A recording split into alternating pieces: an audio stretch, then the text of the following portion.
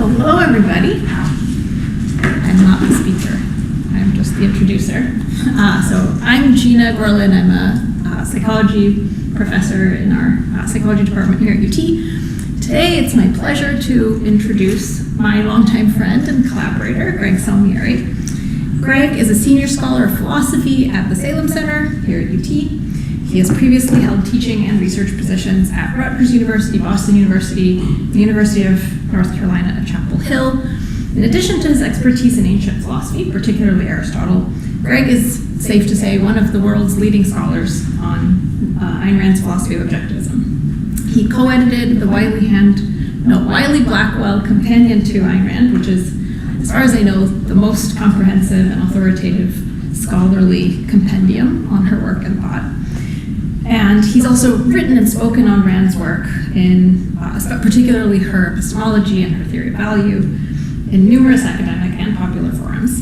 He's also one of my closest friends. In fact, just to give you one relevant factoid, he officiated at my wedding a few years ago. Many years ago now. How old am I? So I don't exaggerate when I say that his rational radicalism has deeply impacted and enriched my life in innumerable and really profound ways. So I'm extra excited that he'll be kicking off this new objectivism program for us today by sharing his insights on that very topic.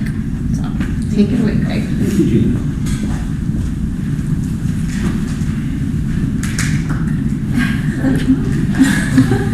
One collapse when something comes up. Thanks for setting the precedent. The title of this talk is Rational Radicalism. When I posted it on social media, someone commented that it was an oxymoron, and of course the title's intended in part to provoke that kind of reaction. The word radical conjures up the image of riotous mobs, insurrectionists, terrorists, people with their hands up in fists, demanding big change now, maybe with little thought to what's possible. They want to tear things down. The radical is kin to the iconoclast. They're in a mob protesting somewhere, tearing something down. Or maybe they're in a university or infiltrating our elementary schools, corrupting the youth, these radicals. On a more personal level, they're irascible. They make everything political or ideological. You can't just have a pleasant conversation with them. They take everything so seriously. They're too judgmental. Maybe they've broken off a relationship with a friend or a family member over differences of opinions about politics or about some culture wars issue. Maybe they haven't, but they've just made dinners a little bit uncomfortable because you can tell they're judging you. Maybe they're part of the radical left, the radical right, radical Islam. Someone or something radicalized them, and now they're coming for our way of life.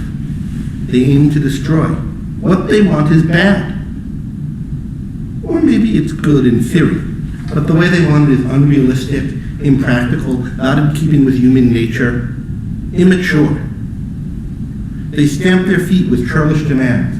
In the words of an old Doors song, they want the world and they want it now. How unreasonable, how irrational. Surely the sensible course is to be moderate, not to go to extremes. But this, I say, is the counsel of cowardice. And worse, it's the counsel of amorality. It amounts to indifference to all standards and all virtue, other than sniveling and often resentful acquiescence to whatever seems the path of least resistance in one's social milieu.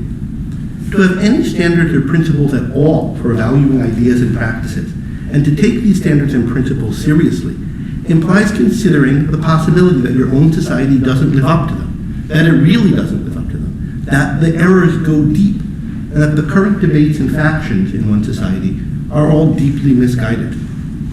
I'll go on to argue that independent of any specific gripes any of you may have about the society in which we find ourselves, there is every reason for each of you to expect that this society is deeply misguided and wrong on all sorts of things.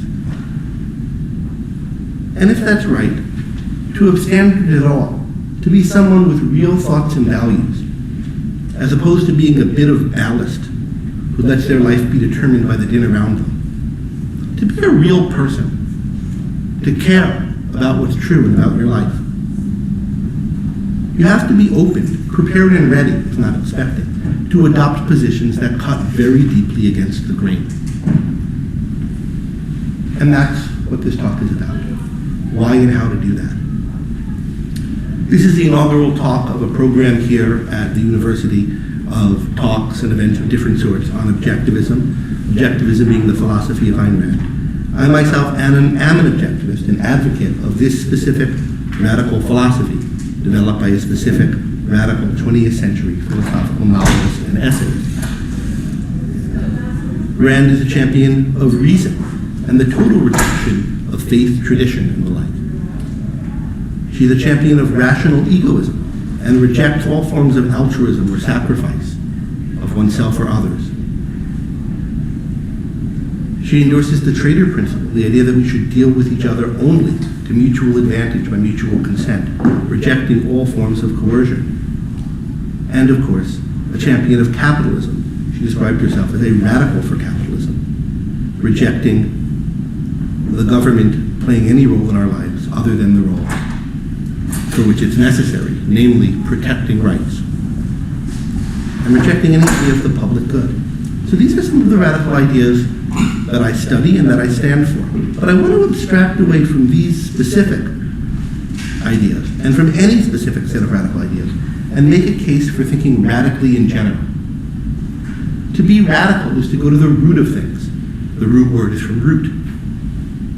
To go to the essence, to go to the core, and to think about alternatives to how things are. To be a radical, to propose something radical, is to propose changing something in its fundamental direction, changing it deep down as opposed to a superficial adjustment, as opposed to taking sides in the to and fro of day-to-day backs and forths and policy changes, to try to shift direction on whole. I want to make a case for thinking about issues in those terms, for thinking about not should taxes be a little higher or a little lower, but should we have them? Should there be more or fewer cops on the street, but should there be police at all? I think yes, but that's the kind of question. For what kinds of things should be against the law? What we need laws for? What kind of obligations we have to each other? How we should decide what we know? And I want to talk about why we should think this way and how to do it rationally as opposed to in the childish, emotionalistic, and non-productive, and I think in the end, not really radical manner that goes with the stereotype of the radical with his fist in the air, whether it's in his t-shirt of Che Guevara or with his Confederate flag flying. First, the case for radicalism. Why be a radical? Why challenge the status quo? Why look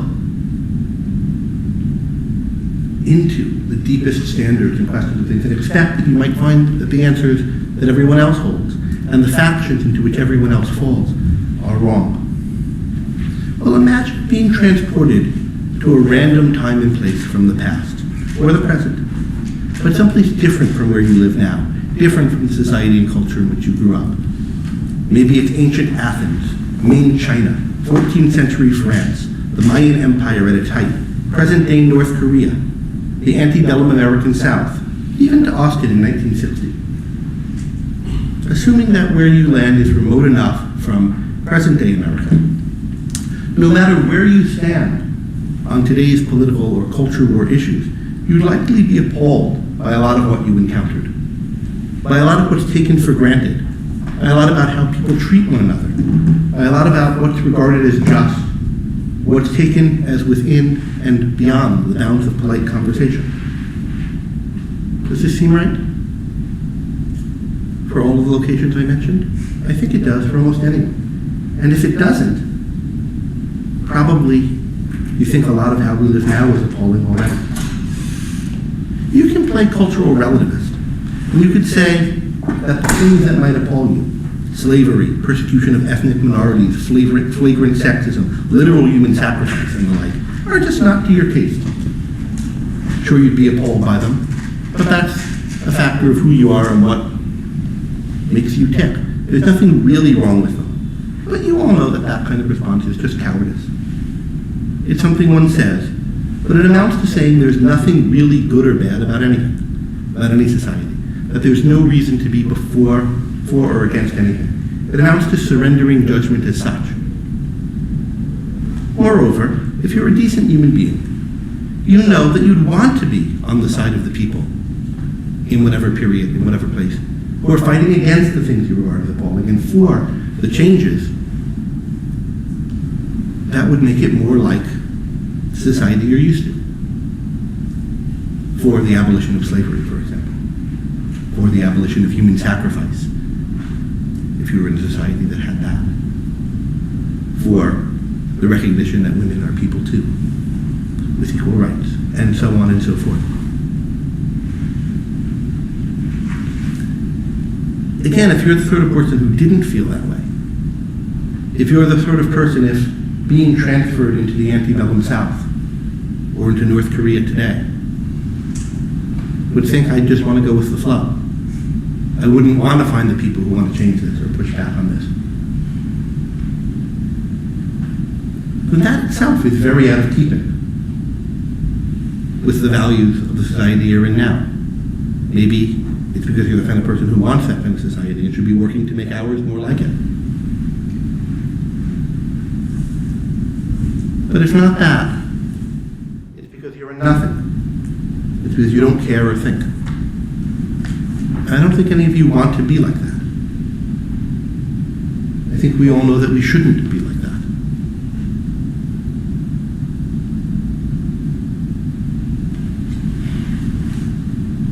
Now, if you know anything, do this thought experiment, actually do it, and think of a society that you know enough about to do the thought experiment.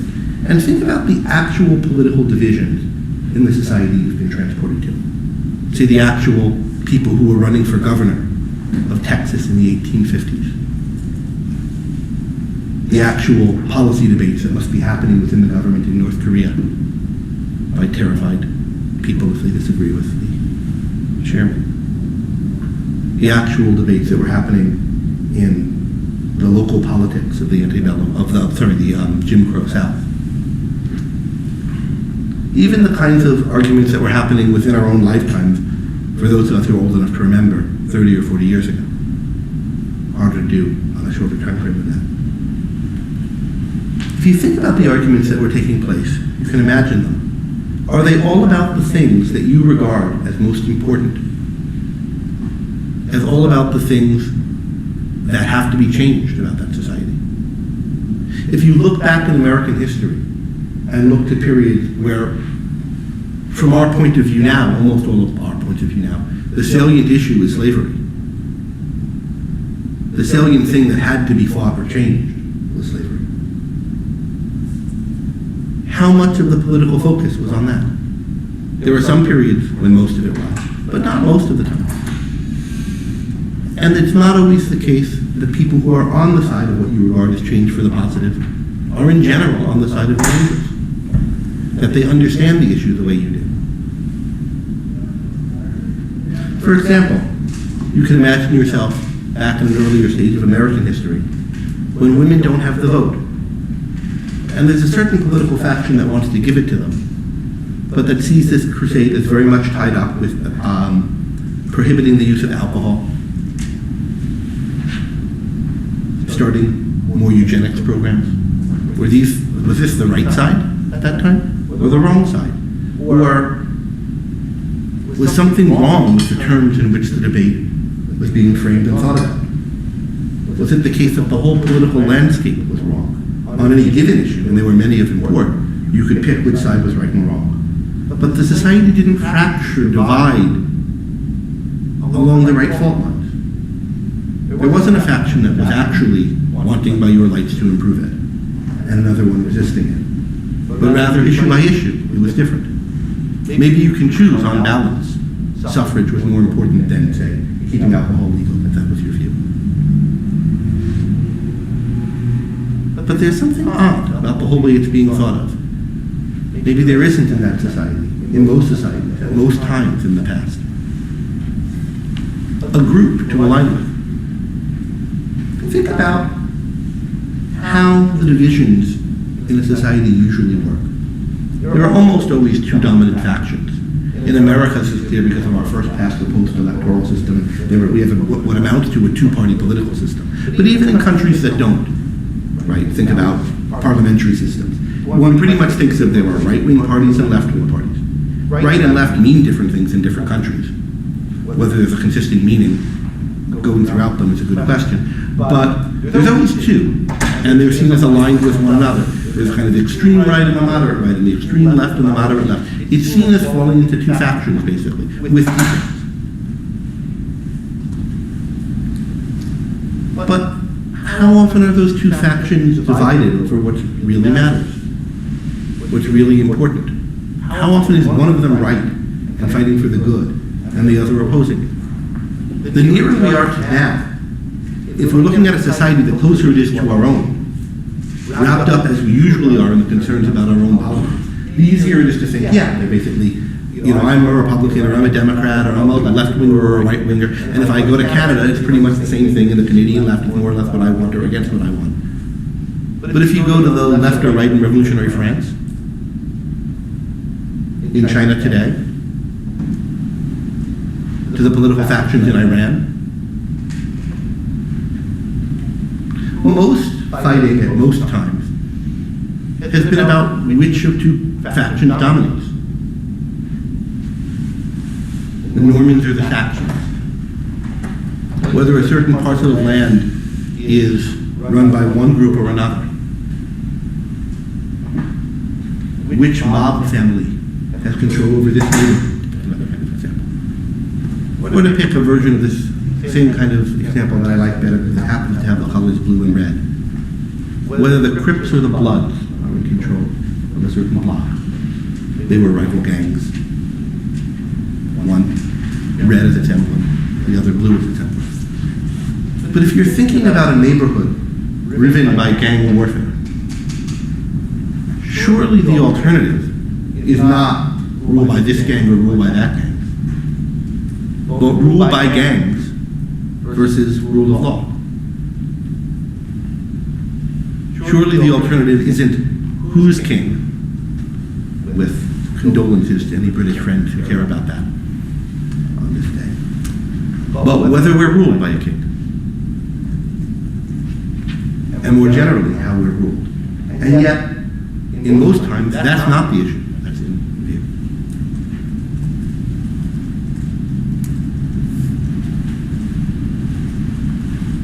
If that's right for any other society we look at, given our present values,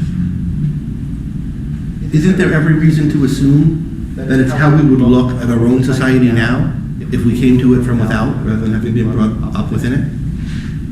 Is there any reason to think that the current factions happen to be right about everything? I think in general there's a reason to assume that they're wrong. Not wrong in any particular way. Not that you know the right answer. But there's no reason to think that right now, of all times in human history, and right here, of all places in the world,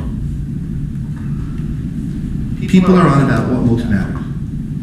What from a distance we would see as most important. What if we could abstract away from the situation we'd see as most important? What if we had a deeper understanding of it we'd see as most important?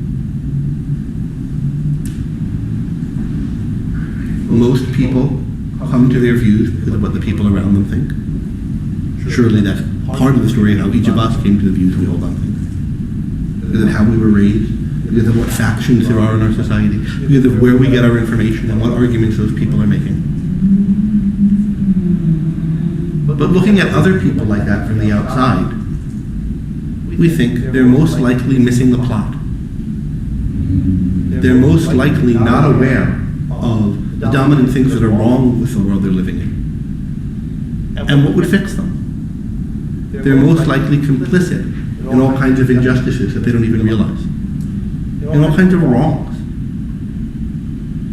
fighting for things that don't matter, and about things that don't matter, or that matter, but they're on the wrong side of it. And they don't know, and don't care.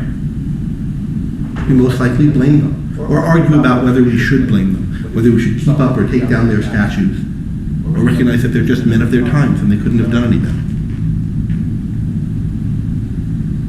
But whatever we think of people of the past or other periods, I think we all, to the extent that we're being honest, to the extent that we care about things, want to be on the right side of the issues. We want to be the person who would have stood up against the Nazis if he was in Germany, rather than the person who cowers down before them, or maybe even worse, the person who doesn't ask the question of whether what's going on around him is okay, of how we can tell, of why so many people just go along with it. And of course, something like Nazism couldn't just happen, or any of the other great evils, if there weren't a lot of people who let a lot slide by before the horrors came. Are we those people now? I think if we're honest, we don't want to be. But what does it mean not to be? What does it take? It takes taking seriously the question of what's good and what's right. Taking seriously the possibilities that what we're taught about it is wrong. Looking for and considering views that are outside of the mainstream and that press us and push us to challenge things that we've taken for granted. Not that those views are going to be right, some of them maybe, most will be wrong. But things that get us out of our comfort zone.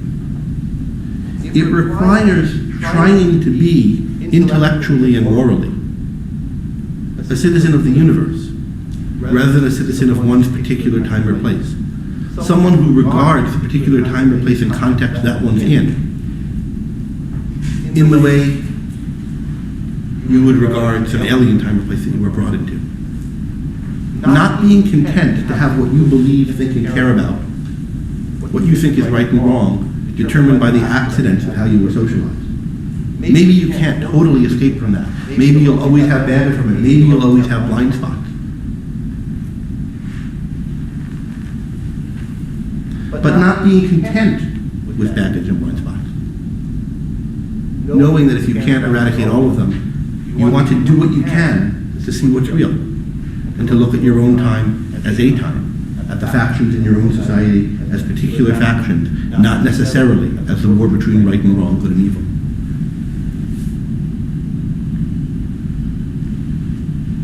How does one do it? Learning about other times and places, about other ideas that are outside of the mainstream is an important part of it. Thinking about what things are being presupposed in a debate and what's wrong with them, or right, is part of it. Trying to identify the basis of your own conviction is part of it. There's a lot more to say. But what I want to be pressing now is just the willingness to challenge.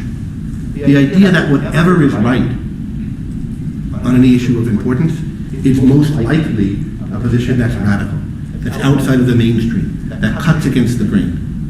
That doesn't mean any particular radical position is likely to be right. Most are likely to be wrong. Maybe less likely to be right than the mainstream position. But to think that if I think what everybody else thinks, if I fall into one of the two camps that everyone else is in, that's not a recipe for safety.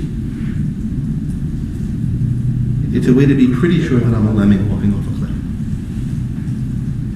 At least with respect to whether I'm doing what's right. And to recognize that there is no safety. One of the things that studying philosophy in general, if you do it rightly, courageously, does, if you study the history of it, if you study great figures and not just whoever happened to publish something in some journal last week, if you start to think, I'm taking positions on questions that some of the greatest thinkers, smartest people, most educated people in the world have taken a position on. And whatever position I take, I'm going to be disagreeing with a lot of them. Who am I? How do I have the nerve to take a stand on what is goodness, what is right, what is truth, what are the basic standards of knowledge? Who am I to say whether Kant or Hume or Descartes or Buddha or whomever is right or wrong about these things?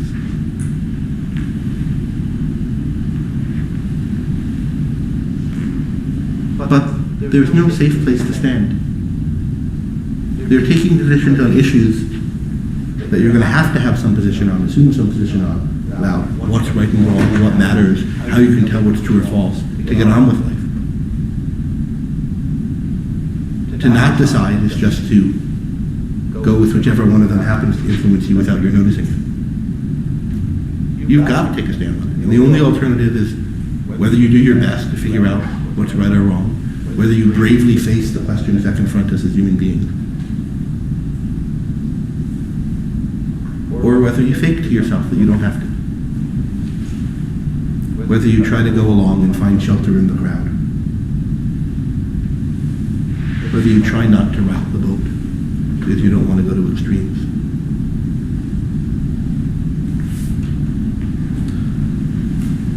But suppose then that you decide to be bold. Suppose that you decide to ask the questions, to consider the possibilities, that your society is really wrong on things, that the divisions within your society are themselves wrong, that the right answer isn't like the Democrats but a bit more so, or the Republicans but a bit more so, but something way out of, I don't even want to say left or right field, because that assumes those directions are right, from 50,000 feet above where people are now. You can't even identify them on the current spectrum.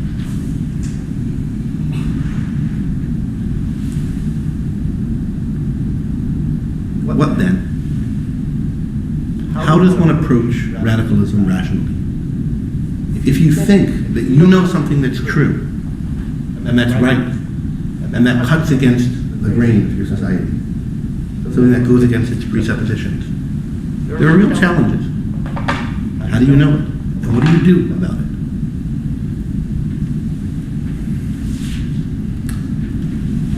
So I want to talk about some errors radicals make. Radicals of all stripes. Objectivists, Marxists, Augustinians. Some of them I think will turn out to be more or less really radical, but errors that are made by people who see themselves as not just within the mainstream of their culture, but challenging it.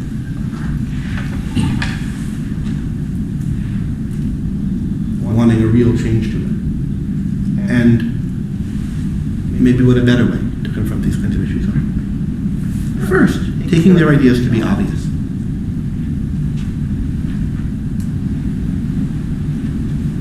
Taxation is theft. How can anyone not see it? Therefore, this measure by Biden or Trump or whomever is wrong.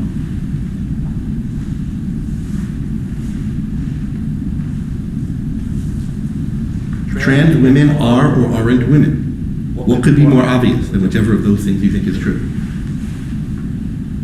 And how more ridiculous and oblivious can whoever thinks the opposite be? I'm not sure which one is the conventional wisdom in our society right now, but there are pockets of it, and they think the other is crazy.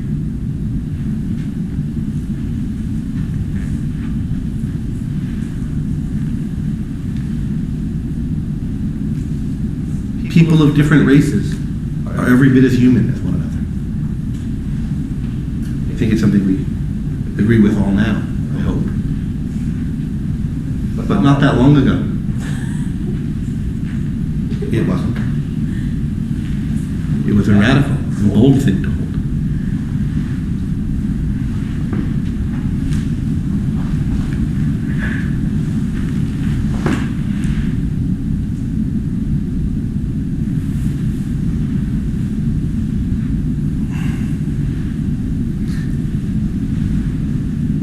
If you think you know something that your society doesn't,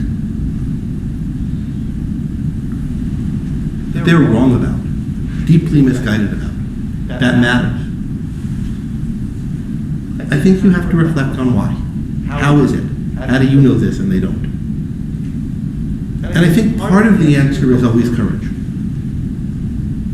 which is what makes it seem like the issue is obvious and they're just not looking at it. And sometimes that's the whole of the answer. Frederick Douglass, in his famous oration on what to a slave of the 4th is the 4th of July, heaps scorn upon the slaveholder side of the argument. And responds to people who says, you know, people accuse me of just mockery. They want me to argue? What do they want me to argue? That I'm a human being? Isn't it obvious? And sometimes it is. Sometimes the whole of the issue is cowardice and prejudice. But then, I think one has to think a lot about what is the nature of cowardice and prejudice? What is the reality of it in people's psychologies, such that so many people can have about the same thing at the same time? And what would it take to sway them? And in what way is it swayed? Over what course? And how are you sure that that's really what's going on? How can you tell? I think there are ways to tell. For each issue it's going to be different, but it's something to think about. Or is it something that you've come to understand something that other people don't? How do you know it? What's your path to understanding it? And what is it that other people seem not to get about it? What would it take for them to get it? If it's really deep, so much of our lives are built around our deepest beliefs. So much of how we live, how we understand other issues, a lot else has to change for a deep idea to shift. For you to come to think that God does or doesn't exist, having thought the opposite before. For example.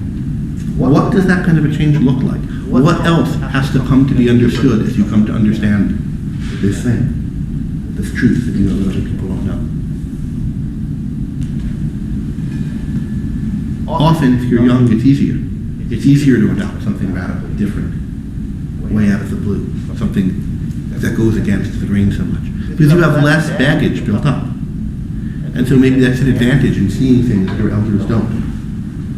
But there's lots of things your elders see that you don't.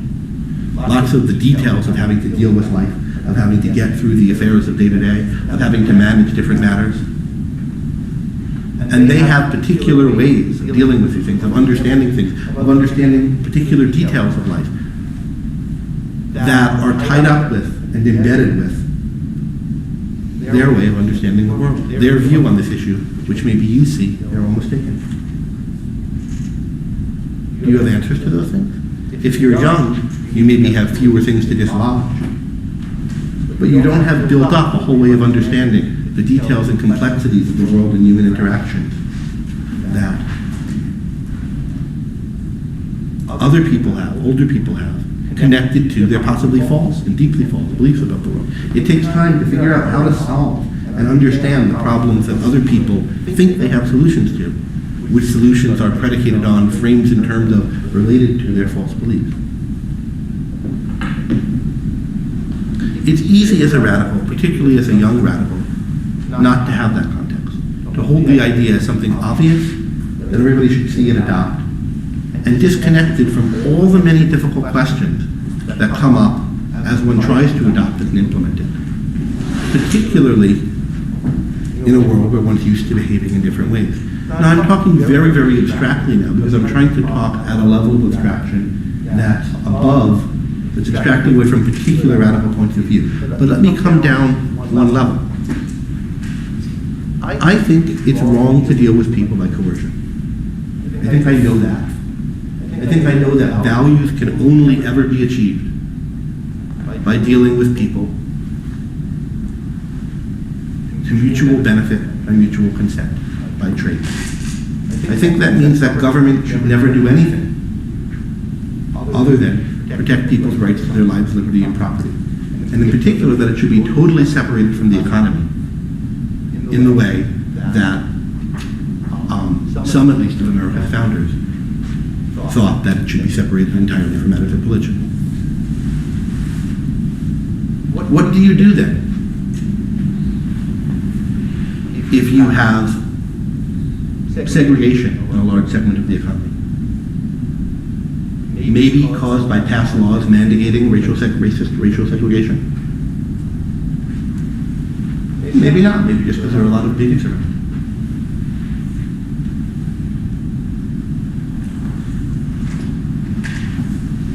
It follows from what I'm saying that you can't pass a law to ban that segregation, to ban that discrimination. Can that be right? What would happen if we didn't have such laws? What would happen if we didn't have laws banning child labor? Setting working conditions. Maybe we should have such laws, and there's a way to understand them as compatible with my principle, in a way that I'm not seeing? I don't think so. Or maybe we don't need such laws. I think we don't.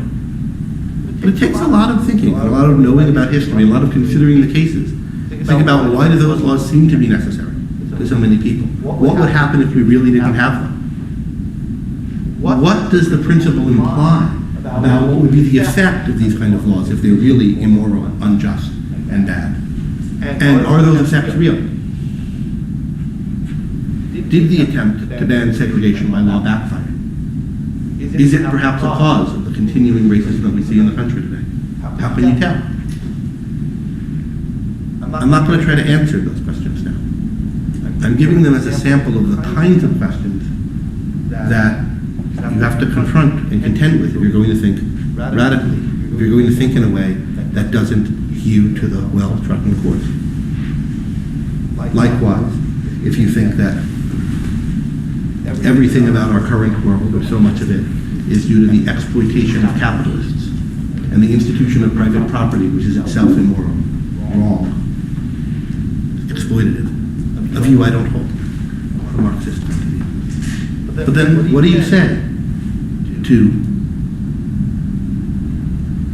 all the seeming failures of communist countries? Maybe those prove that you're wrong. I think in the end they do. But maybe not. You have to think about the question. How can I know if I'm right or wrong here?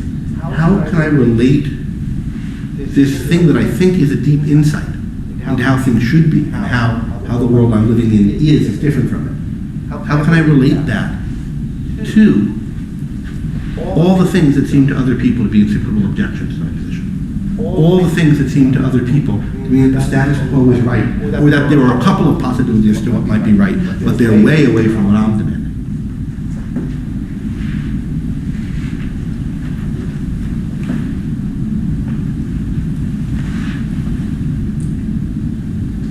Radicals need to understand how unobvious their ideas are. Even if in a sense they're obvious. Even if there's a way in which some kind of cowardice is a big part of their not being more generally accepted. It's always inobvious what they would mean in practice, how they would be used to solve all the problems. And one thing that you do need, I think, often, is a kind of humility about that. A recognition that there are some things you don't know, or can't know, a trying to know more about them, but of being very clear to yourself of what is it that I'm convinced of, and how do I know it? And what are the other questions that are open in my mind still, that I don't know the answers to, that I think somebody working out and applying this idea at some point in the process would have to solve. And maybe it will take a lot of people, a lot of work, a lot of research disciplines to solve. Armies of researchers in some cases. I think something must be wrong about this history, but I don't know what. This brings me to a second point of error made by radicals and advice to counter it. It's easy to think that knowing something is wrong, or that knowing a certain source is unreliable. It gives you a kind of direct line to the truth. Makes it easy for you to find out what's right. Knowledge is in general hard won. Knowledge about many things takes a lot of work. Knowledge about anything takes work. I have a whole talk on that too. But like, for example, knowing exactly the causes of what's happening in any economy at a given time. Understanding even the facts of history and whether certain things really happened or they're just rumors or stories or misconstruals takes work. Someone has to do it, collect the primary sources, check up on things, make sure that the impression we have from the set of sources we have is representative rather than skewed. It's work. The way that work is being done in any given society at any given time is shaped by the priorities, ideas, values of that society. There was a time, for example, when history departments, at least many of them, were run by Marxists. And history was done in a certain very Marxist-influenced way. You might think economics departments are run by people who are neoliberals and have an agenda of defending and apologizing for capitalism and that history departments are run by people with an opposite agenda and so forth. And therefore you might be skeptical of whether these people are doing this kind of work, the work that we need to done to know what they're going to have to tell us, honestly, properly, rightly, in a way that gets us to the truth. You might be skeptical of the media, thinking that you know some of the biases that are held throughout our culture, or in the portions of our culture that people come from when they go into the media. And so you might have reason to be skeptical.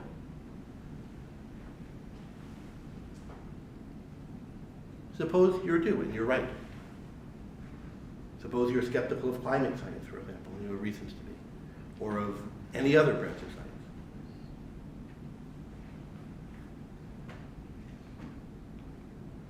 You might have real reasons for taking the conclusions of the field with a very heavy grain of salt, maybe even in some cases for rejecting them entirely. But those reasons don't give you insight into what's true on the matters that require the work of researchers in that field to know. It takes work to figure out what's true in the past. If it turns out that all historians are liars and unreliable, then the right answer to come to about what happened in the past is not whatever my mommy told me or the first thing I heard or what my kindergarten teacher, who was somehow immune from those influences, taught me, but I don't know.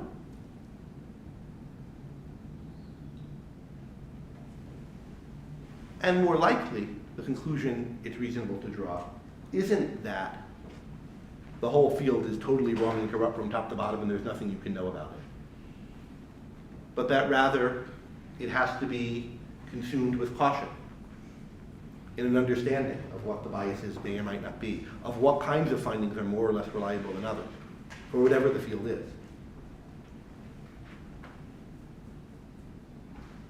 But one has to be careful that one's really doing that. One's doing that with a seriousness about getting at what's true, and not a kind of artificially raised standards for the people you're likely to disagree with and positions you're likely to disagree with, and then easily believing whatever is said by the people who are opposite to that, who seem to be on your team. Somehow everybody in the news media, for example, is unreliable, can't be trusted, but what my favorite demagogue tells me is true just because he says it.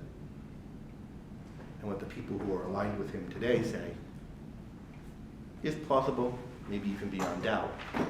But what the people who were aligned with him yesterday and aren't today say, well, they're speaking from their bias. It's easy to fall into versions of that kind of thinking, particularly as one aligns oneself with a faction.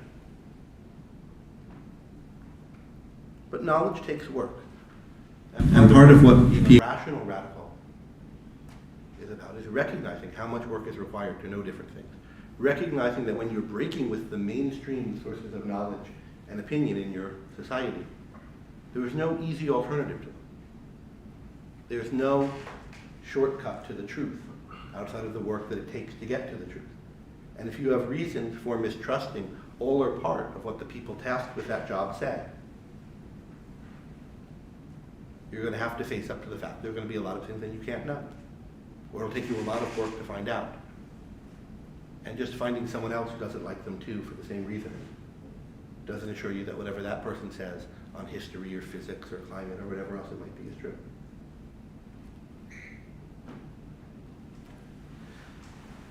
It's easy if you're a radical, and especially if you're young, to not take seriously how unobvious one's positions are. That was the first thing I said. To not take seriously how difficult it is to know things that might be germane to your position.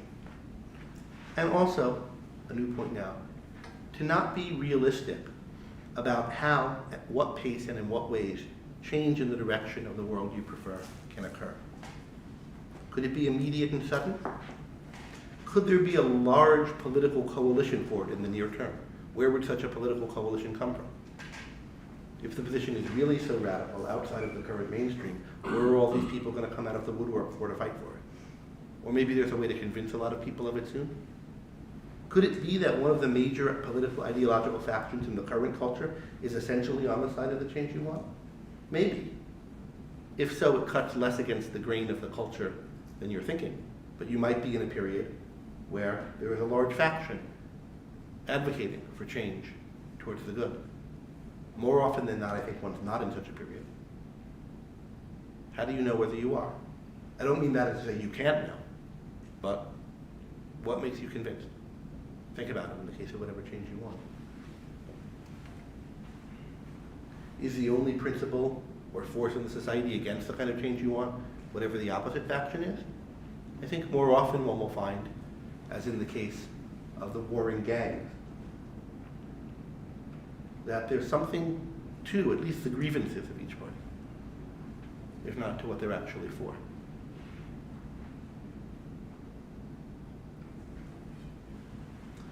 What does it look like for people, either as individuals or as large groups, to change their minds about something deep? At what pace can that happen? Overall, it's a slow process for the reasons we talked about before, when I was saying why radical ideas are unobvious, why it's hard to tell that they're true sometimes, and even when it is, hard to tell what it would mean to implement them. Think about early abolitionists, people who were opposed to slavery, for maybe the first time in history. Slavery had kind of faded out, some forms of slavery in some countries. But the first time that I know of where you have a major, sustained, lasting over time, and eventually successful effort to abolish slavery is starting in the 19th century, late 17th century, in America and England. And if you take the people who were early on what we almost all now think of as the right side of that fight, think of how confused so many of their ideas were about how it would happen, how it could happen. Maybe if we just ban the slave trade, it'll stop.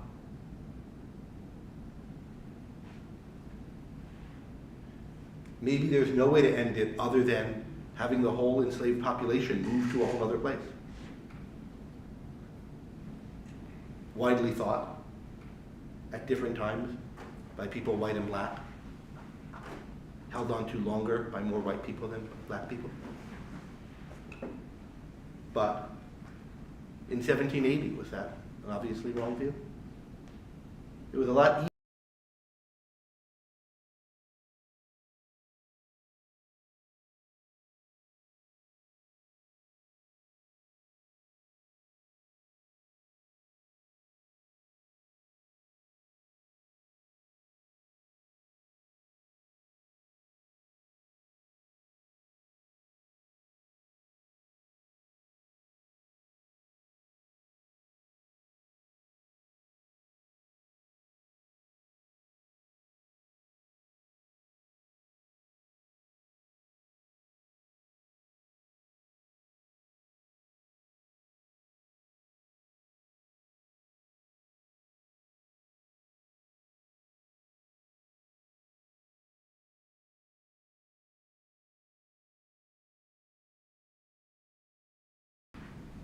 If you know a truth about how things should be, there ought to be ways to act on it here and now, ways to make your own life better, and to reshape at least parts of the world around you in the image of what you know to be right. If you can see no ways to do that, if your knowledge seems unactionable, and you tell yourself that you're being patient, then the patience seems a lot like a rationalization. What are the forms of action? What can you do? Even if it will be slow in changing the world. And of course, there are windows where surprisingly fast change is possible. I think the most obvious example in my lifetime is the change in attitude towards homosexuality in our own culture. I regard that as a change for the positive. But it's striking how fast it came.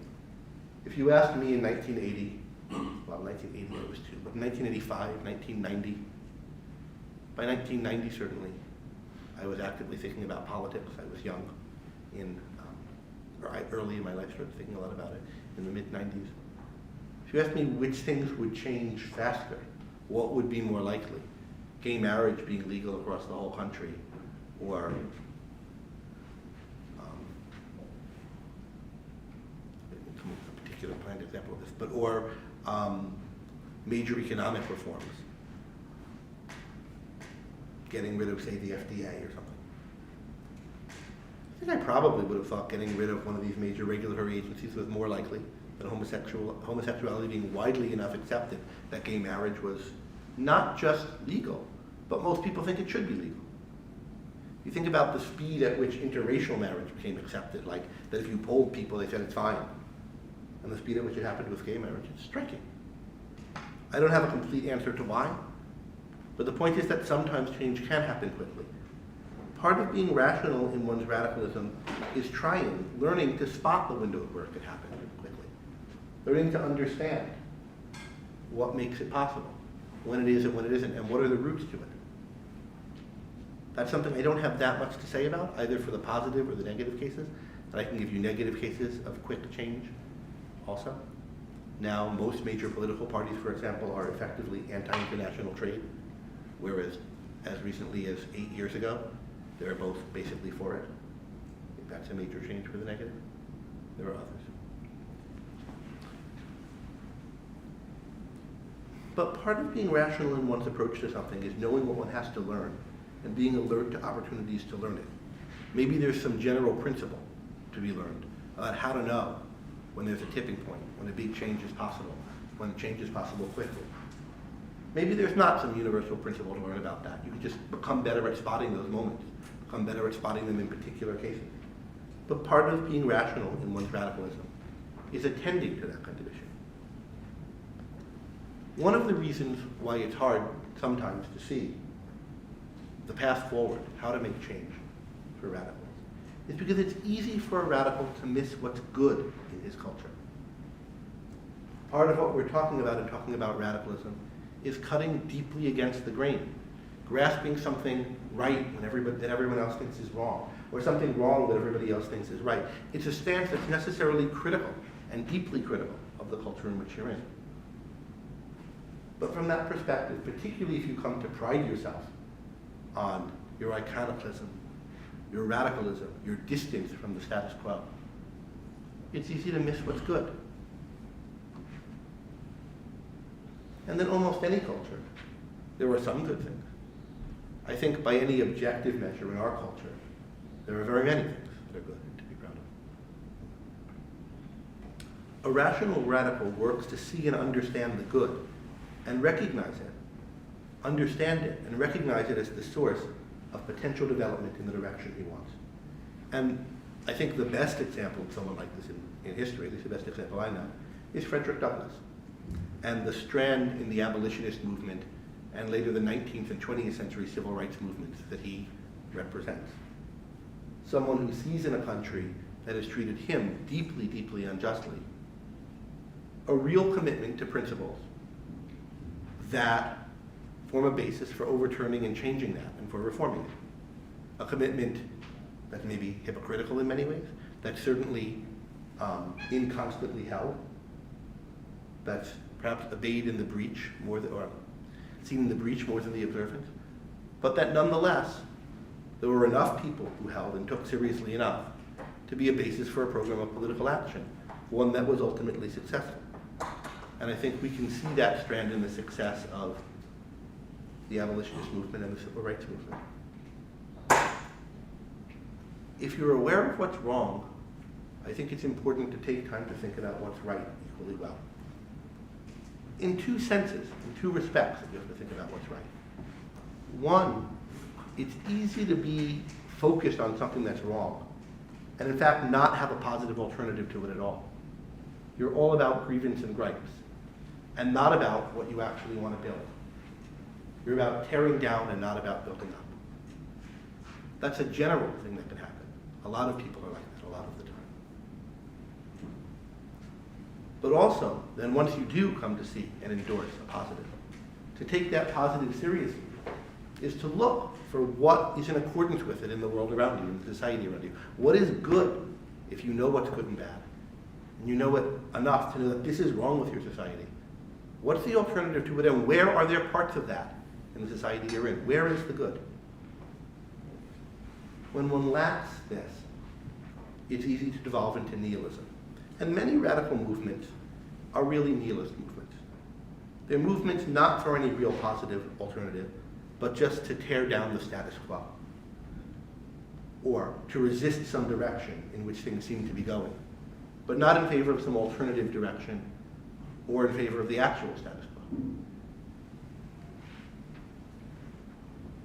I think this is frighteningly common in the world today, but it's common in most movements for change. There's a reason why it's common. Often the stimulus to thinking, the stimulus to political thought, to social thought, is noticing a problem, noticing that something's wrong. It's a lot harder to find a solution for it. It's a lot easier to run away from something than to run towards something. But in running away from one thing bad, it's very easy to run towards something else equally bad. Indeed, bad in the same way. Most revolutions were just changes of what despot was in power. Many of them were revolutions for the worse. Think of the Iranian Revolution against the Shah in '79. A lot bad about the Shah. Was it an improvement? What came after?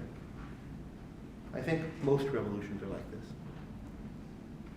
Whether I'm right or not about that, it's certainly true that a revolution can be like this.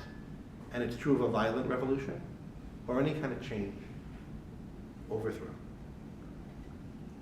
It's easy to slip from genuine grievance about something to railing against a system, raging against a machine, without having something that one wants to build in its place. And even if one does have a positive, it's easy not to recognize the elements of that positive in the world from which you come. There's a lot to say about how movements work, revolutions are built, but I think this is an important kind of key to understanding them, and something to talk about more on another occasion. I want to review a few principles about radicalism that have been, in some cases, explicit and some implicit in what I've been saying, and then close with a few thoughts. If an idea is really radical, there's unlikely to be a majority or sizable minority for it. Once there is, the idea is mainstream. That's okay. Some mainstream ideas are true. That's part of what's good about our culture. There are some truths that are widely accepted. But I think it's important when you're thinking about your own convictions, which of them are mainstream and which of them aren't. A lot of people fancy themselves advocates, radicals, for something bold, when what they're for is something fairly conventional and mainstream, and maybe good, but maybe bad. And they fancy themselves in the mainstream when they're trying to tear something down that's a part of the good of society they're in. It takes a lot of reflection to recognize where one stands relative to the society that one's in. And I think understanding that with respect to particular issues is part of being an effective advocate on those issues, an effective teacher, persuader, and thinker. But when an idea really is radical, it's always outside of and orthogonal to the factions in the society. It's not going to be the case that if you're really right on something that cuts against the grain of American society, then the Democrats are basically going to be for it and the Republicans against it, or vice versa. It's going to be maybe on some issue at some time, one party will be a little more sympathetic to it than the other, but it's going to be just sort of outside of the issues that they're concerned with. They'll both be aligned on being on the wrong side of it, or they'll both be indifferent to it. And likewise for any other major political tribal faction. And when you're thinking about what kind of issue is this that I'm thinking about, is it an issue where basically the society's right? I just want to tweak around the edge. Or is it one of these issues like what I think of the antebellum South if I just popped in there, where I'm really looking at it from the outside? I think if you're finding one of the parties essentially correct, one of the main factions essentially correct, that's a sign that it's not that kind of issue.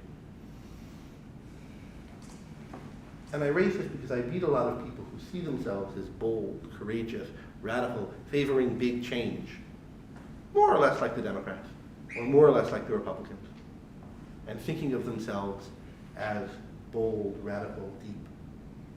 They might be right that some of the things the Democrats or the Republicans want are good. But it's a contradiction to think of that and to think of it as a radical position. And it's worth knowing. Is this a radical position? In which case, my sense that the Democrats or the Republicans are basically for it is probably wrong. Or is it not? Separate issue from whether it's true. But if all of your positions are conventional, there's a pretty good chance that you're missing some really important truths. Almost certainly do. Rarely then, if ever, is one side or another of a sustained political cultural divide right on the deep issues and wrong, and the other wrong. Usually when there's a sustained cultural divide, part of what sustains it, I think, is that each side is aware of some legitimate grievances, and they're conceptualizing them incorrectly in ways that cause people to line up into two camps and to create a status quo of faction around some issue that's not the essential issue. I think that's the default state of a society. Occasionally, the issues between the parties matter and one's right. But just as often not. And not on the deepest issues. What then should one do about it? How should one live in a society if one thinks one knows some radical deep truth? I think one should reflect on how one knows it. One should be alert to new evidence about what it means, whether one's right about it, how to implement it. One should be aware that this is complex. One should really see oneself as broken with, not a part of, whatever the major political factions in one society is. But one shouldn't take that to mean that one should never support one of them in a particular concrete issue. One has to think about what would it mean, what would be the steps by which change could come in the direction you want. Are there possible partial alliances? If you understand some truth about what's going on with your society, what's right or wrong about it, that you don't think is generally understood, how is that truth playing out in the world now? What is being caused by the problems you see in the world? What is being caused by people trying or groping towards a solution for it? What is your take on what's going on in history now? That's part of what it takes time and experience to develop. That even grasping a truth like that slavery is wrong won't give you a sense of it. You need some lived experience. You need to live your life over time. I don't mean lived experience in the sense that it's used so much today about a particular kind of thing, but just observing the world and your ideas playing out over time to reach that kind of understanding. But one needs to reach it, to have any kind of program or view of what to do in the world. And then one has to think about what kind of interventions are possible. What are the right choices here and now? Consistence both with patience, but with recognizing that real knowledge must always be actionable in some way. I'm going to break there on the kind of abstract point. There's a little more you could say about how I think about America now, the world now, but I'd rather leave more time for discussion and have it come up then. So with that, let's turn to discussion.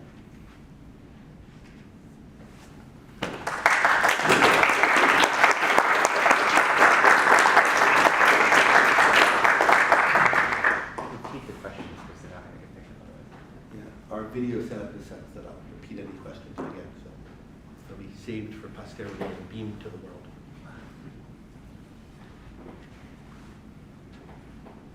Maybe that there are no questions. When there are no questions, it's for one of two reasons: that everything was luminously clear and compelling, or hopelessly opaque and unpersuasive. Yes, hello. This is a little bit unrelated to the topic of radicalism, but does concern yourself and your ideas. I understand that you were a student of Aristotle and obviously the devotee of Ayn Rand. Does that cause any conflict for you, or do you find them in agreement with each other? So the question is, he's now not asking about radicalism in general, but about my own ideas, that I'm both a devotee or advocate of Ayn Rand's views and a student of Aristotle, and does that cause any conflict? Do I find themselves in agreement? Do I find them in agreement with one another? we're in this weird, now I feel a conflict, because I feel like I should be facing more towards the side of the room with the camera, and you're on this side of the room. Being a student of someone doesn't mean you have to agree with them. So I don't feel compelled to agree with Aristotle, or for that matter to agree with Rand on things where I find them wrong. I find myself more in agreement with her. I'm essentially in agreement with her. I've always thought of Aristotle, there's some things really right about him, but some things really wrong. And it's hard not to think there's some things really wrong about him, coming at him from a modern perspective. He was an advocate of slavery, right? So, and of many other things that almost everybody today thinks is wrong. I think part of the project of studying someone like that is if you think there's something really right about some of what he's saying, is figuring out how to sort the wheat from the chaff, the babies from the bathwater. And to what extent are,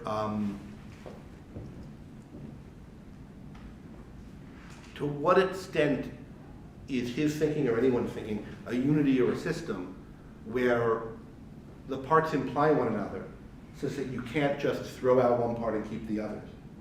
And I think for Aristotle that's true to a significant extent. I think the parts in Aristotle that are appealing to a lot of people nowadays, including appealing to me, are not entirely accidentally related to the parts of him that almost everybody finds repugnant, and then some that I in particular find repugnant.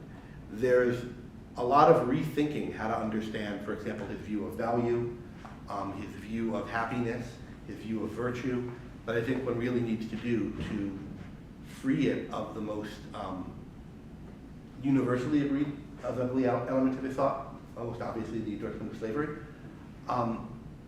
To connect it in particular with Rand, I think Aristotle's view of life is a view of life that fundamentally leaves out one of the major aspects of life that Rand has a particular stress on, which is the importance of production. And in particular, the connection of production, creating things, making food, putting food on the table, making things that help human beings survive. The connection of that, the role in that of reason. Aristotle, of course, thinks reason is involved in making things. There's technique, skill, craft, knowledge. But he sees that at quite a remove from the kind of reasoning that he most exalts, that he associates with his God, that he thinks that is proper for a free man and citizen to engage in. And I think there's a kind of deep line of mistake in his view of reason and in his view of goodness and value that's kind of running through that whole stream of his thought that creates a lot wrong. But there's also something I think deeply right about his conception of life and virtue, that one has to do work to kind of tease these things apart. And I think there are similar things that could be said, although a little more esoteric, about his view of knowledge. Yeah, so let's just sum it up. Yeah, I see a lot of tensions in studying Aristotle, a lot that I disagree with as well as a lot that I agree with. The particular take I have on that, and I think some of the insights that I think I've had on it and how to solve them, have to do a lot with Rand and what I've learned from her. But I think the mere fact of finding things one finds really discordant in Aristotle, as well as things one really embraces, is going to be true for any contemporary person who takes a real interest in Aristotle, because he was in favor of some things I think that we all now know are really evil. And Rand herself, I should mention, was viewed Aristotle as a major inspiration. Taking the objectivist view that government is derived from a person's ethical viewpoint, and that person's ethics are derived from their metaphysics and epistemology, how would you, it's difficult to communicate people about metaphysics and epistemology where that's really the base of where their errors may be. How do you look at that and addressing that with any particular issue? I think, I don't know how to process that question at that level of abstraction. It's a question that may be invited by my having tried to give a talk at this very high level of abstraction. Abstract away from what you think is right and wrong about the world, and just keep in that you think it's important, and then try to, how do you proceed? But I think if you really understand, in general, the use of deep points in philosophy and understanding ways in which one issue depends on another is not that you convince whoever you're talking to of the deeper issue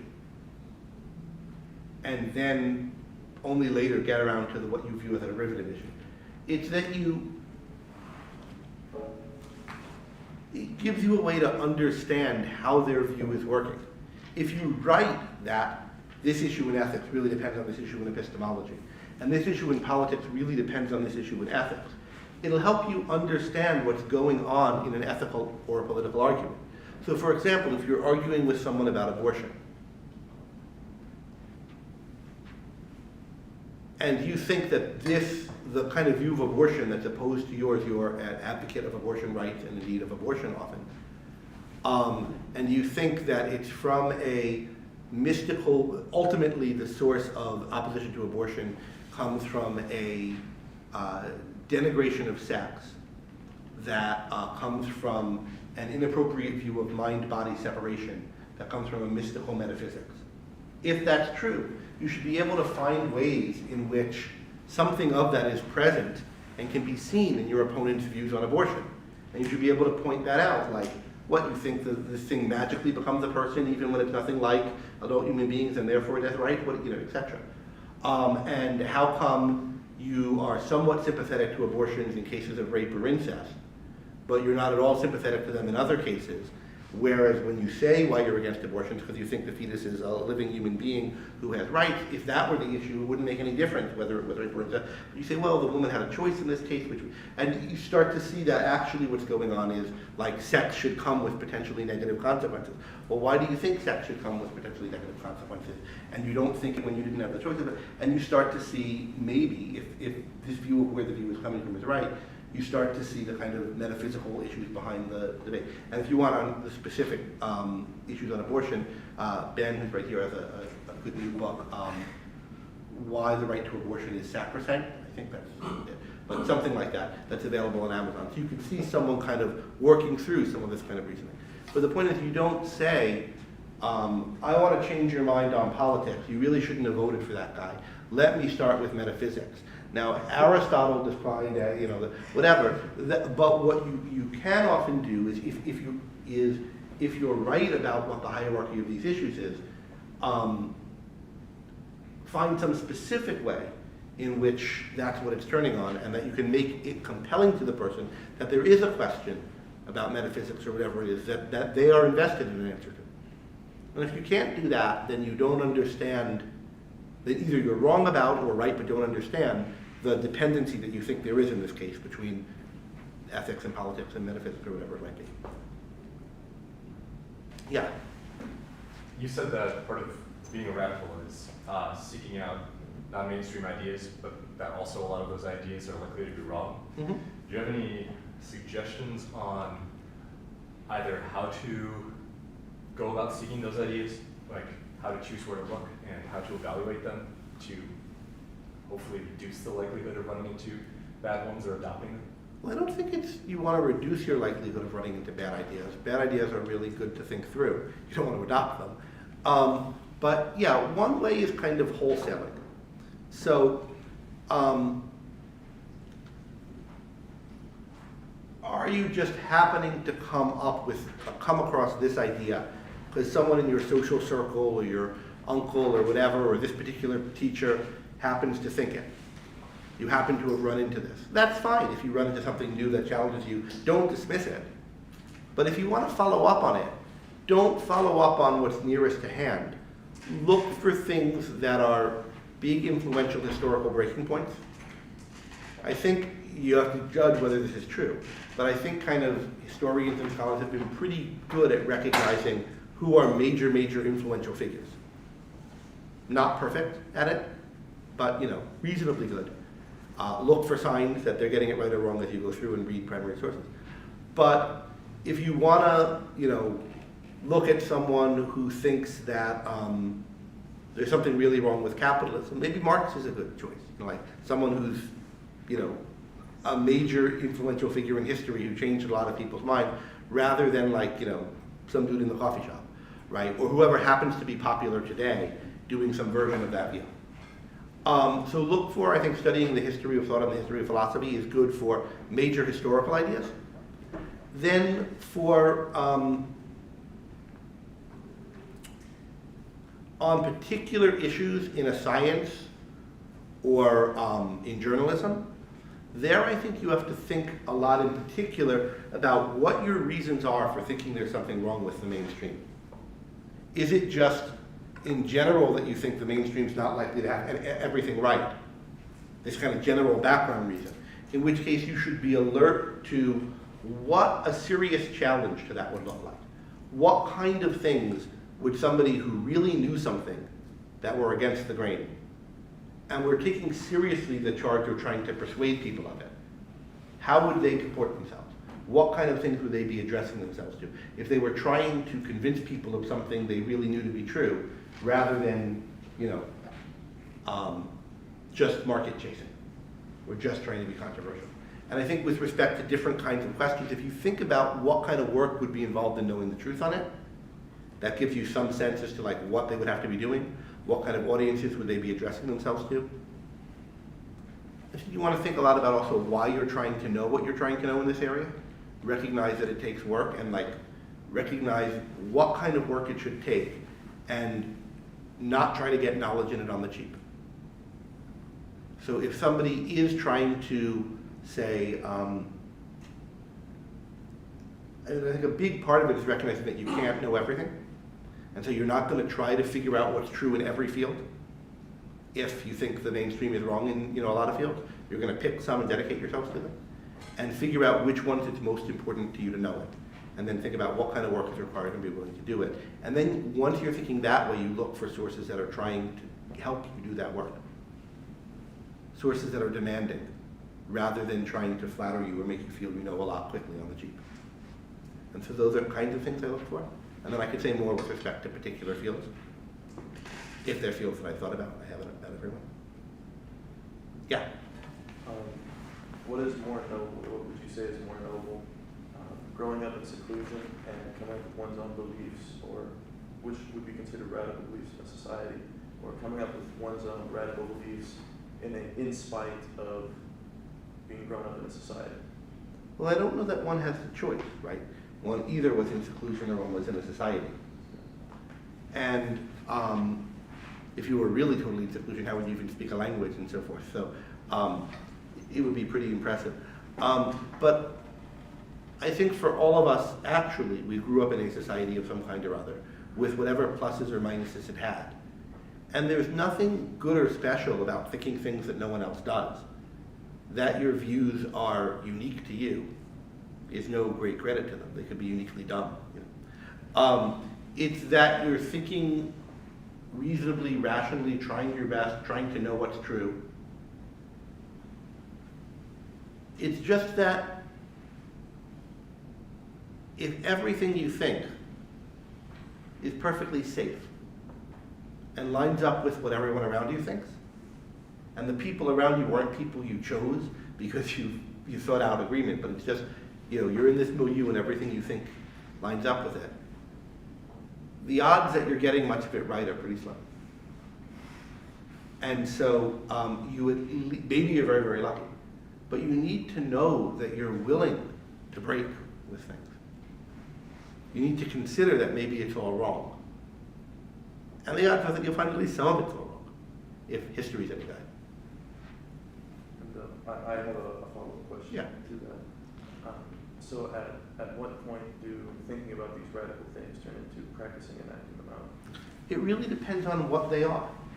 So some things you can act out on your own. You can live a very different way.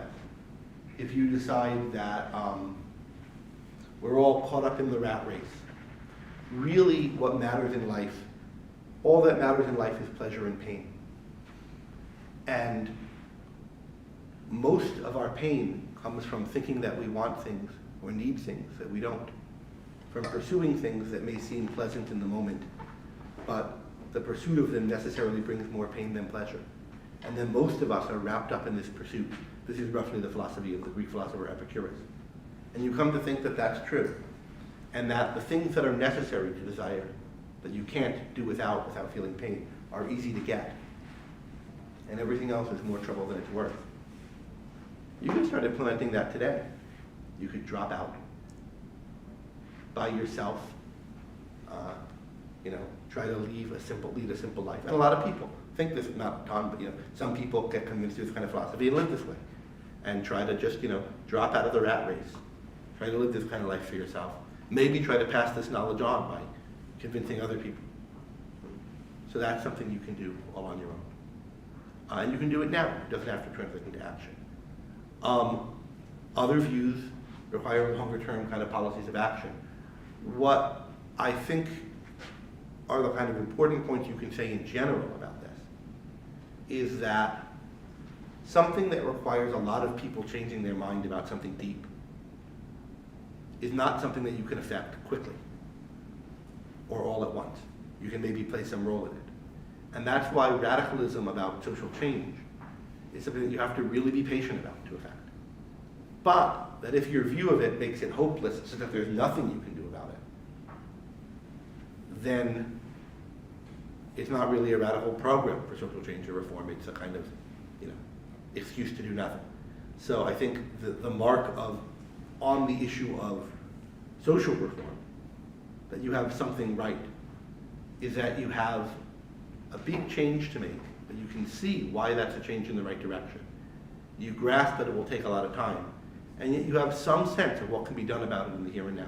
Maybe to change a few people's minds, maybe to alleviate the worst of the injustices that are taking place, maybe to make possible bigger changes in the future. There's actions you can take towards it that will make a difference in your life and in the world, but that maybe aren't huge yet. And you understand that the larger project will take longer. So, just to kind of clarify this, radicalism in general can be good for society, but the immediate implemental kind of radical change to a radical idea would be too much. I just don't think it's possible usually. It is possible, the idea is not really radical. If you can get half of the country to overthrow the guy who's in charge and put someone else in charge, the people who are heretofore clamoring for the guy who was in charge, or it's probably that the guy who you're going to put in place isn't all that different than the guy you're knocking out. Occasionally, the culture will be prepared and ready for that big change. But if it is, it's because a lot of other people have done that work before. But that's not to say there's nothing you can do. If you know, for example, that both rival factions are bad, work to support the best elements within each, or within one of them. But recognize that what matters is not whether, say, the Democrats or the Republicans win, but whether the best element in that party becomes more ascendant over the worst, whichever one you choose to work with or vote. And likewise for whatever the factions may be. And there are real turning point moments in history where even if the great change that you want can't be accomplished right now, there's a real crisis that can be averted. There are, I think, as much as I think of myself as broken from and distant from the two major political factions, elections in which it's really important that one or the other win. Not because the one that wins will bring a great future or fix the problems that are wrong with the world, but that there's some particular development in a wrong direction that will be averted by that, or a particular beginning of a development in a right direction that will be made possible. And we can talk about the particulars of particular. So I'm trying to be speak a little bit above the fray of particular current politics. Yeah. How radical should we consider the current woke ideology? By that I mean, of course, DEI, ESG, Black Lives Matter, 1619 Project. They themselves consider themselves very radical, and of course many conservatives, anti-woke conservatives, call them radical, but couldn't you argue really there's just kind of a doubling down of kind of existing or pre-existing altruist trends and ideas? Well, there's also, I think there's an example in, so the question is the current ideology that's called wokeism. Or Social wokeness, justice, maybe that's a social justice, whatever. But all of these names are kind of a little vague, and that's okay, but that's just where we are. There's not a, one masthead under which everything flies, and that's usually everything. But the trends that are called wokeism, you gave examples of it, the 1619 Project, DEI initiatives in so many businesses, and I forget if you gave any others. Well, even climate action. Okay, climate action, I think, a little bit separate from this trend. And they're both ESG. trends that are related to the political left, but ESG as a movement in business unites both of these kinds of concerns. What to say about them? Well, first, even being neutral about who's right on some of the wokish issues, the issues about trans for people, for example, or about racial injustice. I think there's a real sign in, particularly on the trans issues, the way the political rhetoric comes on it, that they are, even if they were correct about how one should think about trans people, or how one should think about the relevant rights, not appreciating what coming to grasp their correctness would mean. Not recognizing that it would take people a long time to update their views about gender.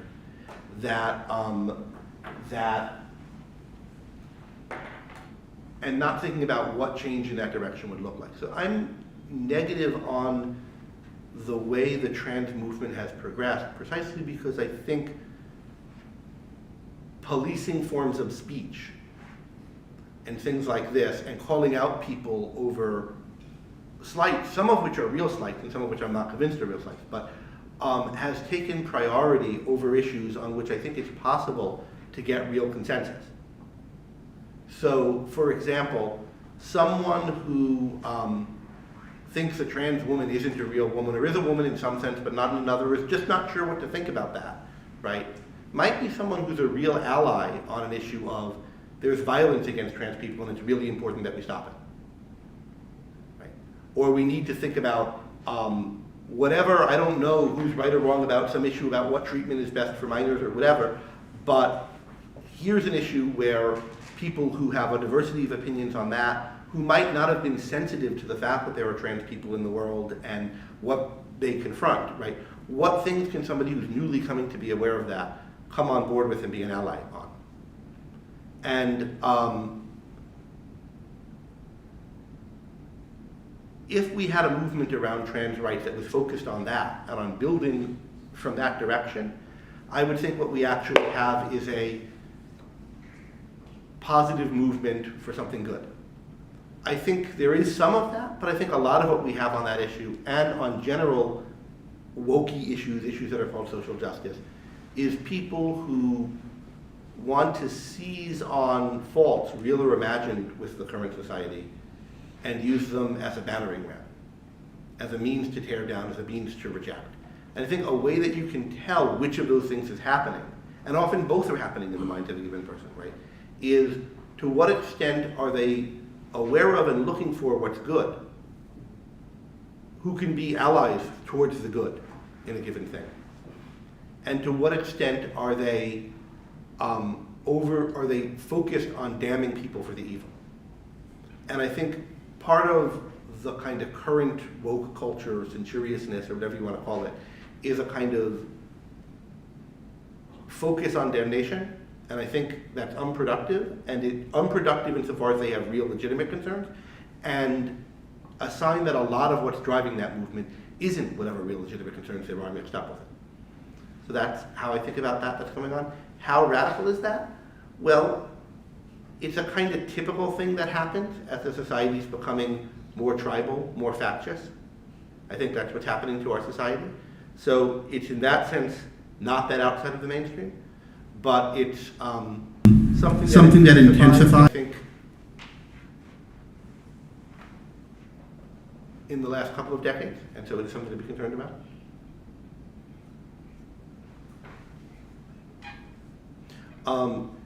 ESG, climate's a whole separate issue.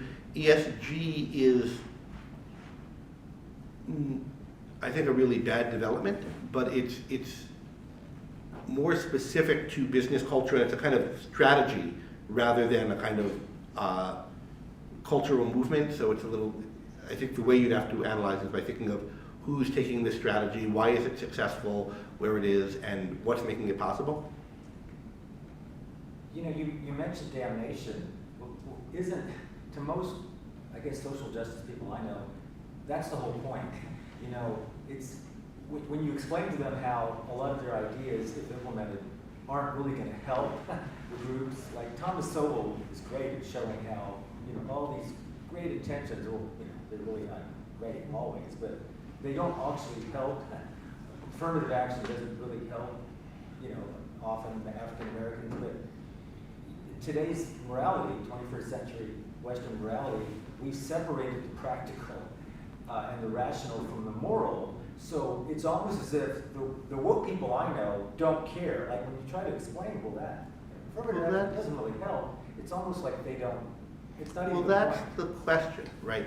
So if you can find about someone that they really don't care, and what they're really on about is damning people, right?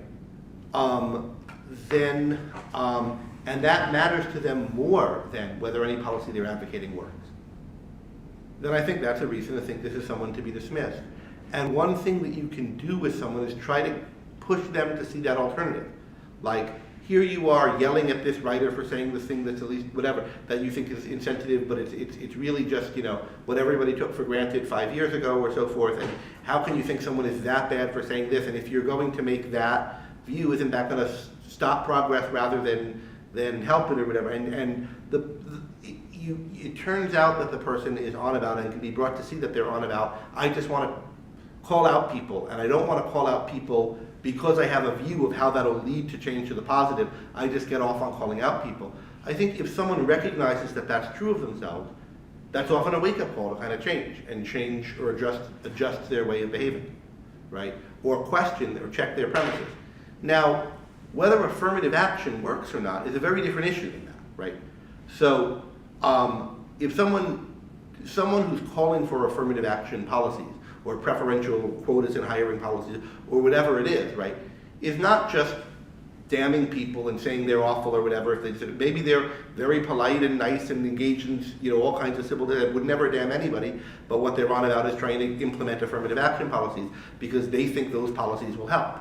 Well, then they're not, and they have some view about what helping is and how they'll help, and maybe they're wrong about that, right? That's a very different kind of person, whether he's right or wrong, than someone who gets off on owning his opponents and yelling at them and saying that they're evil or racist if they have any disagreement with him over what policy is, right? So one thing you want to do is separate those two motivations in somebody. Is somebody just kind of getting off on putting down his opponent and calling him names and calling him out and et cetera, and that's taken over from advocating for policies that he thinks will help? Or is he advocating for policies that he thinks will help? And if he is, then you can discuss, okay, will this policy help? Why do you think it will help? Why don't I think it will help? What ultimate moral justification are these coming from? Why don't you think, or you know, why doesn't Sol think that affirmative action policies will help? What do we even mean by affirmative action? And that's just a very different kind of question. People have been advocating for those kind of policies for you know, a very long time now, and have sometimes been calling the opponents of them racists, right, for a very long time now. There's a particular heating up in the rhetoric of anybody who disagrees with my policy is a racist recently. That's, I think, what we mean by wokeism, and I think that's something different than the question of what's the right, either governmental or private company policy to deal with race. Yeah. How do you feel about radicals forming coalitions with groups that they may share some values with, but may not be in complete alignment with? An example might be Objectivism forming coalitions with like the broader libertarianism movement, or with Stoicism and Stoics. Like, where do you think the lines should be drawn? I think in general, coalitions should be for defined purposes. And you should really work in your own head, and ideally, if you can, in the public positioning of it, to say, like, here's who I'm aligned with, for what purpose, why, and what are the limits of that alliance. And so I think, one very often has to align with people of all sorts for different purposes. I mean, you form a business with somebody, you are teaching in the same department as somebody. I'm part of a think tank here at the university that has a certain ideological bent, right? Some parts of which I agree with, and some of which, or anyway, some of the things advocated by many of the people that I disagree with, and and likewise them with me. I think you have to know in your own head why you're doing it, and why you think it's right to do, and what the limits of the agreement are. And I think you have to work to make the terms of the agreement, where there are official terms of it, have an objective and clear meaning that captures the points of agreement and not. And that's often a continuing project. And not, in other words, make it seem like there's agreement where there isn't, or like the points of disagreement are small.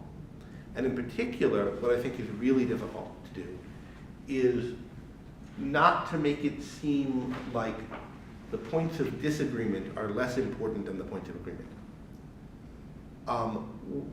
Most alliances are for a particular purpose in a particular context. And if I'm aligned with you for something, to accomplish some end, you and I agree on some things and disagree on other things. Our alliance to accomplish the goal that we're trying to accomplish together is not on the premise that what unites us is more important than what divides us. That we ultimately want the same things out of the world and out of life. And that's why we're aligned. And whatever differences we have are small potatoes compared to our commonality. That need only be true with respect to what particular thing we're trying to achieve in our alliance. And I think it's important to represent things that way. Too often, you get the idea of, well, I'll give you an example. A lot of people who are concerned about censoriousness, speech codes, a culture where whatever the legalities of it are, it feels there are too many things that's uncomfortable to say or to be discussed. Where people are down one another's throats about differences of ideas. Often think, well, the important thing is that we're for free speech, or we're for open discussion of ideas. You, for example, think abortion is murder. And I think abortion is an inalienable right and often good. But that doesn't matter. What matters is that we're polite people who can discuss it.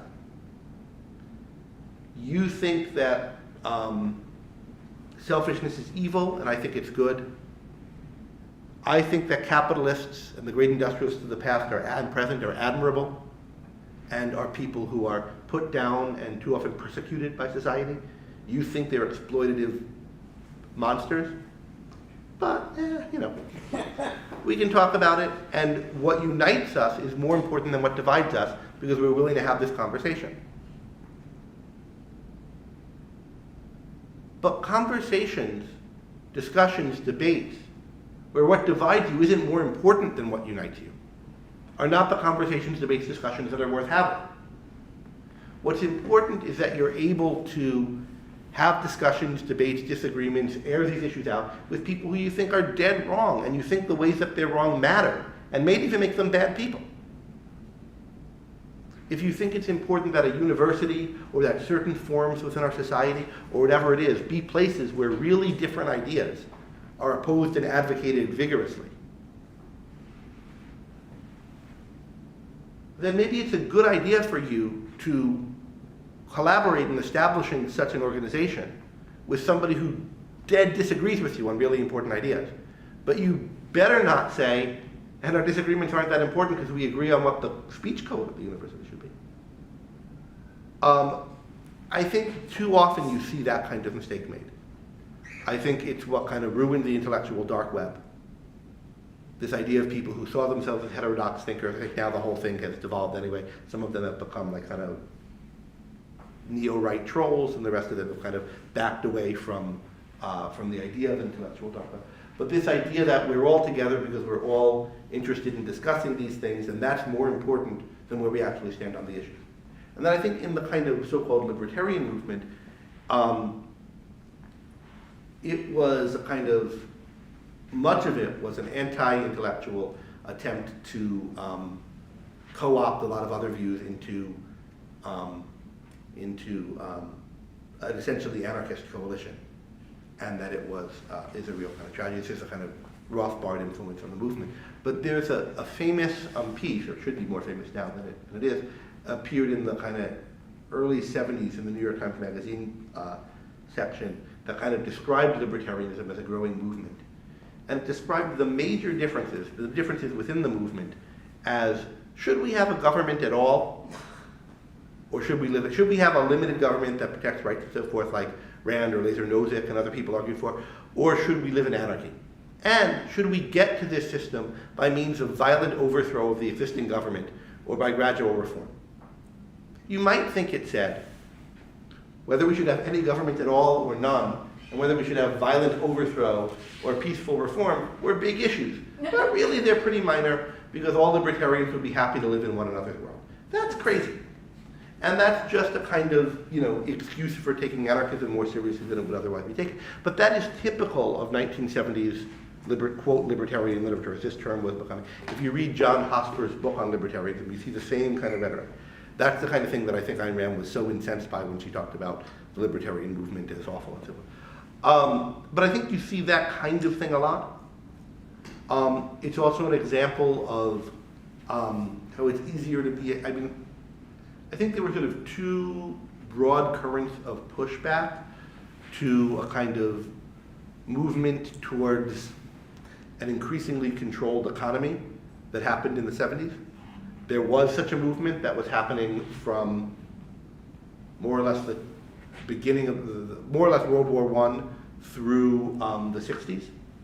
And there was kind of inarticulate, broad opposition to it, a sense that this has gone too far, there's something wrong with it, we don't like how things are going.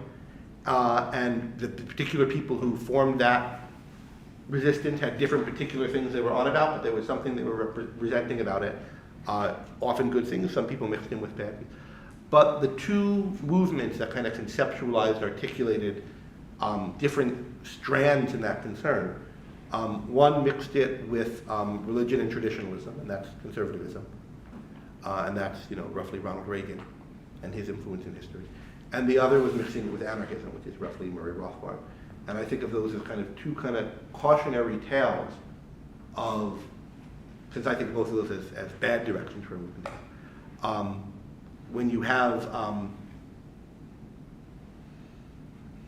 recognition that something's wrong in what's happening, not real understanding widespread of what's wrong about it, and a sense that we need an alternative, someone has to come along and conceptualize that alternative and give it a direction. And that's how movements form. And very often, real discontent that's well-grounded about something in the society gets misdirected and misfocused.